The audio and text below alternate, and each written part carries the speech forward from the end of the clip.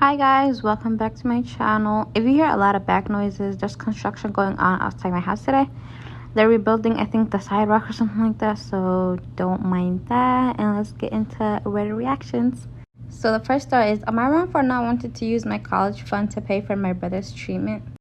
My parents divorced when I was about 7 because my dad had admitted to having an affair. My mom and I moved out of our house and into an apartment while my dad immediately moved his mistress into our house because she was pregnant with my twin brothers. Mom was devastated, but she quickly picked herself up for us. She went back to school, and as a result, she continued climbing up in her career. My mom adjusted better to going from a double-income household to a single income and was able to contribute a substantial amount of money to my college fund. My dad, on the other hand, had a harder time as he now has to support a family of 4, sometimes 5 on a single income as his wife is a stay-at-home mom.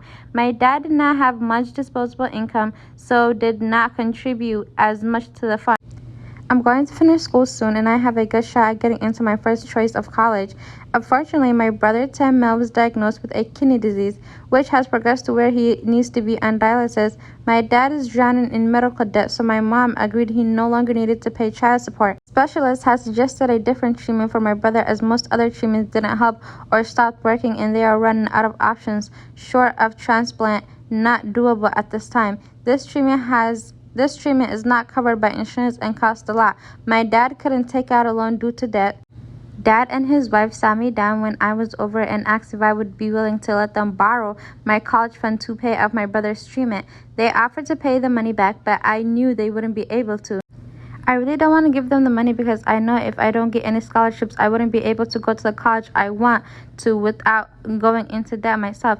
My future would be at risk, and I know my dad wouldn't help if I needed it. In addition, the money technically belongs to my mom. I can't just give it away, and I know she would refuse to give them the money. My dad and his wife are furious at both my mom and I, and is trying to guilt me into it. I do feel terrible for my little brother. Am I wrong?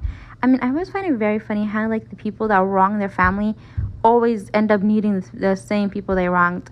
And honestly, this dad, not only did he cheat on his family, break up his family, abandon his child, and now he needs money that he didn't work for. The money doesn't even belong to him. It belongs to his mother. So if a man did that to me, I am not giving him a cent. I don't give a damn what nobody says. Next story. Am I wrong for choosing our family dog over a friend hard on his luck? Me, 32 male, and my wife, 30 female, and our 2 daughters, both under 5, live in a decent-sized apartment. Not grand or anything of that sort, but big enough for us and for us to host another person for a limited amount of time that it would not be a burden. Recently, a friend of mine, 28 male, that I've known for a few years from an old job, is going through a divorce, has asked me for a place to stay. I talked it over with my wife, and she has no problem with him staying with us. When I told him that he could stay, he was so grateful, but then told me to let him know once we have gotten rid of our dog and decleaned the house, as he has a severe dog allergy. We never knew about this, as it has never been an issue. We always hung out at a mutual friend's house, work the bar, or a double date at restaurants where there's no dogs. I told him that we would not be able to get rid of our dog to accommodate, as he is part of our family, getting older, and that it would be honestly devastating our girls and us. He's now running around bad-mouthing us to our friend group for taking back our offer for him to stay with us and choosing a dog over his health. I have been receiving multiple calls saying that I am the a-hole for not helping him. Now, I'm choosing our family dog over a friend staying with us due to his divorce.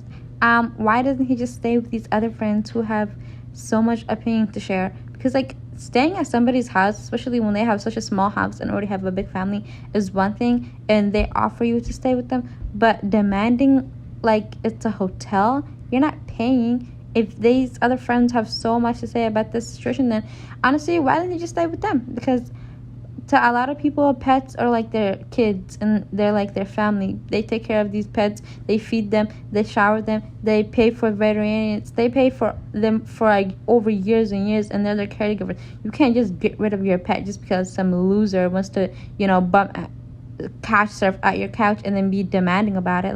That makes no sense. I don't know where people get this audacity from.